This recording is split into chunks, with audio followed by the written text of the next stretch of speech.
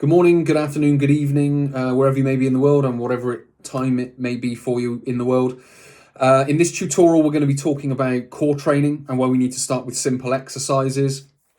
And that goes for essentially everyone from beginner to advanced, and I'll explain why that is in a second.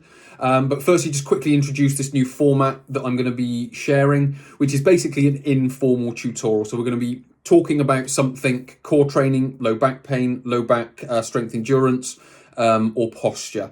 I'll be talking about sort of wider exercise as well, but linking it back into one of those topics. So that's what this is going to be. So if you do have any questions or comments, please do leave them below this video or around or within this video, wherever the comment section may be. Please do leave it in with that. And what I'll also try and do is if I do get a question or a comment, that will become a tutorial topic, which I'll be able to add a little bit more flesh on the bones to, and I'll try and answer it as well to answer your question, but I will try and use it as a tutorial topic to be able to sort of help give you insight into that question or into that topic.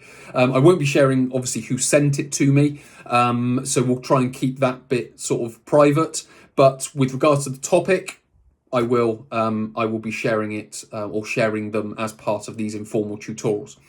So that's what this is going to be. But obviously, as I talked about, today's topic is core training and why we need to start with simple exercises.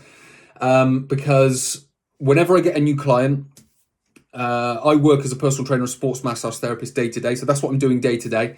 And new people come to see me. They want to get healthier. They want to get fitter, so on and so forth. Now, a lot of my work doesn't fit with the mainstream, let's say. What does that mean? Certainly when it comes to core training, basically, to keep it simple, the mainstream will be doing sit-ups, crunches, and all their variations. They'll be doing side bends. They'll be doing torso rotations or twists. They'll be doing back extensions. I don't do any of that, basically because of the education that I've had and the understanding that I've gained through learning about how our anatomy works, because I'm a big believer in the more you learn about the anatomy, the more it tells you how it needs to be worked and how it needs to be trained and exercised. And then basically what you do is you learn about the anatomy, you see what exercises fit that, and then you go about doing those exercises. And therefore you get health and fitness because you're training the body the way it's meant to be built. So that in some respects is sort of where I start from. And maybe in future tutorials, I'll talk more about that anatomy. I will be sort of pulling that into this. But basically, when people come to see me, we've got to start with simple exercises. Why is that? And this can be a beginner, an intermediate, and an advanced, because again, it's not necessarily the exercise that needs to be taught. It's how to do the exercise, if that makes sense. And I'll explain what that means. So if you've gone and worked through any of my online programs, if you haven't, I would recommend it because you do what I'm talking about in this tutorial. So basically, there are what I call core skills that need to be learned whilst you're doing exercise. So this can be applied to a plank, it can be applied to a deadlift, it can be applied to a snatch, it can be applied to all exercises in some way, shape or form. Now, the first one is breathing. So when we exercise, we need to learn to breathe. Now, certainly for someone new, and this is something else that I describe why we need to start simple, is because of the bandwidth someone has with regards to what they can think about during an exercise. So for example, a plank is a very simple exercise. You're just on your toes or on your knees and on your elbows. And all you're trying to do is hold a posture. But what you need to be able to do during holding that posture is number one, breathe. You need to be focusing on the muscles that are working. You need to be focusing on the posture and is it changing? So you need all of that to be able to perform the exercise. Now, if we get up into more complex exercises, like a chopping type movement, where you go onto a cable, the handle's down low, and you sort of pull it up, bring it through and go up to the top. It's a whole body movement. You've got to move your hips, you've got to pivot on your toe, you've got to move your arms. That can take quite a lot of bandwidth. It takes quite a lot of brain power to think, what's my foot doing? What's my hip doing? Are my shoulders in the right position? Are they up here? Are they down here? Is my core engaged? What muscles are working? Is my head in the right position? Is my arm moving through? Do I need to do this exercise with sort of a bent arm and a press, or do I need to do it with a straight arm coming through? And depending on what you want to get from the exercise will depend on how you do it. So there's all these different things that need to be thought about. Now, I've travelled the UK teaching exercise, and I watch people do these exercises, and I do wonder whether they know whether they're doing all of these different things. Because another thing I say to people is people are doing the exercise, so they're doing the movement, they're moving the weight from down here to up here, but are they doing the exercise properly? And that's one of the keys to all of my work, so face-to-face work and the online programs that are available. It's about doing the exercise correctly, which is why I start simple, because people have the brain capacity to be able to comprehend everything that's going on, which is why I start with a plank, a side plank, a bird dog, and a bridge, because they're 4 very simple exercises. They cover the entire core and various different muscles working through the core. And as the programs develop, be it face-to-face or online, we knit all of these together. So we then knit movement into it. So the number one thing we need to get is the breathing. Then we need to think about the muscles that are working. Then we need to think about the posture. And along with that can come with the movement as we progress the exercise. Now, the plank is the perfect place to do all of this because you haven't got a lot to think about with regards to the posture. Soon as you're in the position and you can feel it, you're pretty much there. So you've just got to stay in that position. So that doesn't take a lot of brain power. You've then got to think about the muscles that are working. And because it's a plank, there's no movement, it's a static posture. And for want of a better way of describing it, we just need to focus on the abdominal wall. There are other things we can do. We can get the hips involved, we can get the shoulders involved, or shoulder muscles involved, I should say. Now, again, as a coach, I don't teach all of this at the same time for the very reason of making people be able to think about it. So managing their bandwidth and allowing it to grow naturally with the exercise. So all I'm focused on is, number one, are you breathing? And number two, can you feel your abdominal wall working? So that's sort of the first thing that needs to be thought about when performing a plank to begin your core training. So we do that first. Then over time, it may be, because we're doing glute bridges as well, we got the glutes. Okay, we can think about the glutes as well. So we can then bring in, okay, we've got the abdominal wall working.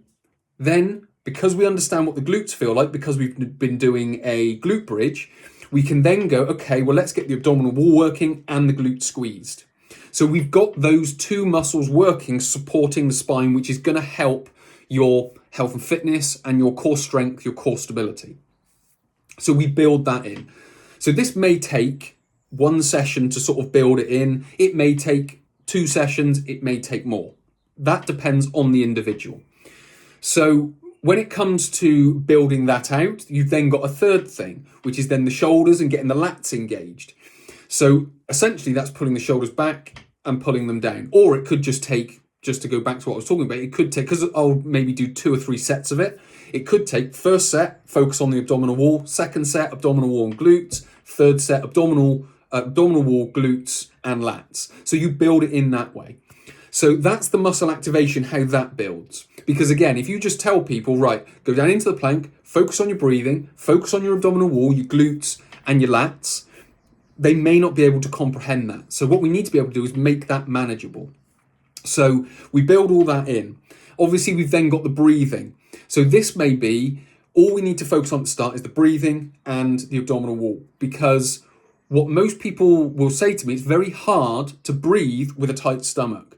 And that is a skill to learn within itself, which is why I call it one of the core skills.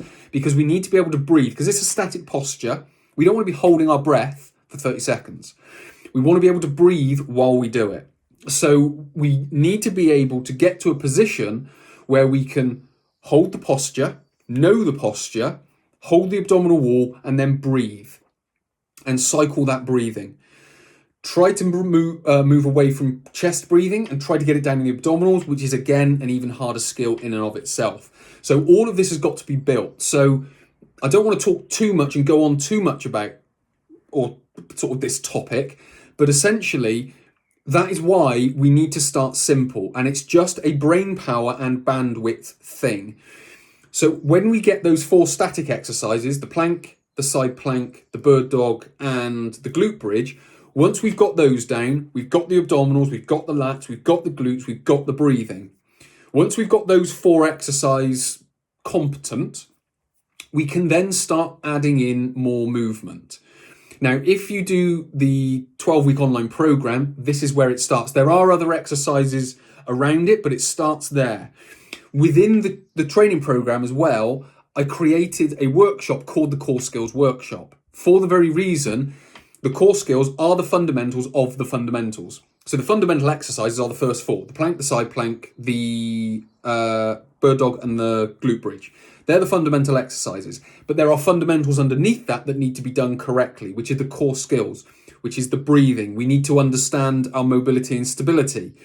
We need to understand the hip hinge and all these different types of things. So we need to be able to grasp those core skills, transfer them into the exercise to perform the exercise properly, and then build out the exercise to be able to perform exercise correctly. So you're not only doing the exercise, you're doing it properly, because this is a common conversation I have to have with people in the initial stages. This is what we're trying to build, so that when we come on to deadlifts, heavier deadlifts, squats, rotations, chopping movements, when I ask you, can you feel that working? Yes. Where can you feel that working? Oh yeah, I can feel my shoulders working. Yeah, I can feel my torso trying to not be pulled around and rotated, and really trying hard to hold the position.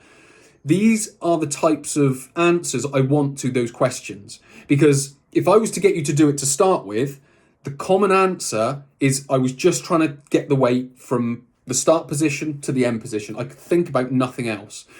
And it's being able to do that, but move the weight from position A to position B, or start to finish, and know what your pelvis is doing, know what your spine is doing, know what your shoulders are doing, know what your muscles are doing.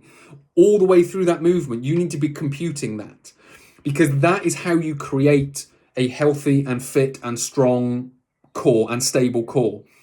People just think it's about performing. You go to a physio and they say, right, you need to activate your glutes, do the bridge. People will start doing the bridge, but they're not activating their glutes properly. But what we need to be able to do is coach people how to do the glute bridge properly, because we're not teaching them how to do the glute bridge, we're teaching them how to activate their glutes, but we're just using the glute bridge as the means to do that. So the glute bridge isn't important. The muscle activation is important, which is a core skill. So we need to be able to get these core skills right, and then to activate the glutes, we could use the glute bridge, we could use a deadlift, we could use a hip thrust, we could use many different exercises, because the exercise isn't important. The core skill is important, which is the muscle activation required.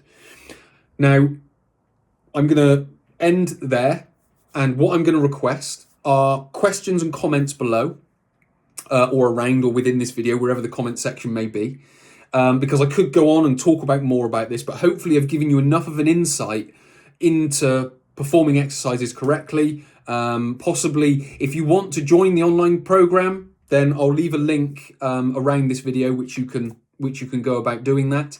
And hopefully it gives you a better idea of performing exercises correctly.